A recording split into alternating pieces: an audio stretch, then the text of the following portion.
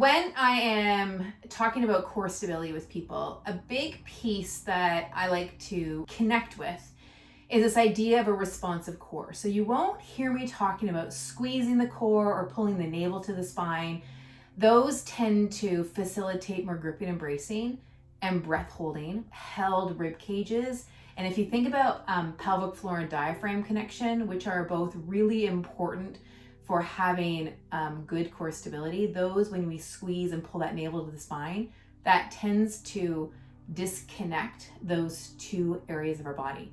So here is what I tend to talk about with my folks. So if I'm here in hands and knees, which can be a common place for people to begin this process, taking those toes under, and then we're gonna come into just lifting the knees off the ground, like this. Okay, so the knees are coming off about an inch. Now, a lot of times what happens is people, you can see me here, so you can even hear it change in my voice, and then up, right? And so then for me, and I exhale, and for me, what tends to happen is the energy goes up into my shoulders and up through to my upper back, okay? So instead, I'm not bracing. What happens is as I peel my knees off the ground, I'm moving from 6 points, feet, knees, hands, to 4 points. So to do that, something has to alter in the way that I'm with my load, okay?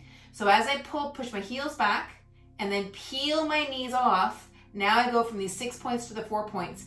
So through my body, I take that load and I can feel that change, and I can feel the tonality in my abdomen. You can probably see it change in my body. But what you can hear, my voice doesn't change very much. Okay, now from there, where we can go is taking ourselves back to plank as an idea. Let me come up a bit higher. So then what's happening is I can bring one foot back, and then same idea, I can press that heel back, and then I can peel. So now I've got these 1, 2, 3, 4, 5 points. Now I can do the same thing and lift and bring that foot back, okay? Same idea, okay? You can also do the same thing coming up into plank to downward dog and then back again, and really focus in on where do you feel your abdomen starting to disconnect. I could say the word disengage, but I don't want you to think about, oh, I'm disengaging, so I gotta engage it again. But rather, if you think about disconnect, then you can just drop your knees back down and then come back into the movement and just kind of notice where the coordination and the coherence in your body starts to kind of flitter away.